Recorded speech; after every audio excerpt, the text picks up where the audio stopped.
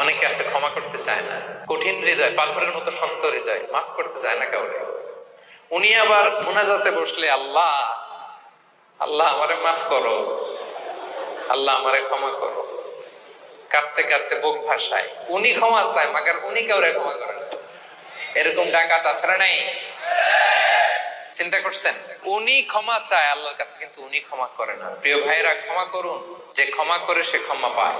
আচ্ছা, একটু চোখটা বন্ধ করে, চোখ বন্ধ করলাম আমি, জানা অজানা পাপের পাহাড়ের দিকে তাকালাম। এবার একটু চিন্তা করেন যে কি পরিমাণে ক্ষমা আল্লাহর পক্ষ থেকে আমার জন্য প্রয়োজন। চিন্তা করেছেন?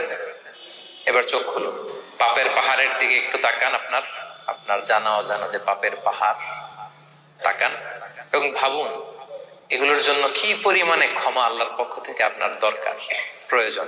সেই প্রয়োজনের তাগিদে হলেও ক্ষমা করুন। খেয়াল রাখবেন, যে ক্ষমা করে সে ক্ষমা পায়,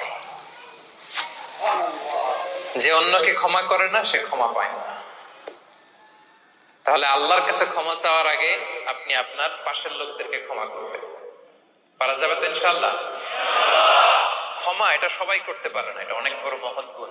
যার হৃদয় বড় সে ক্ষমা করতে পারে।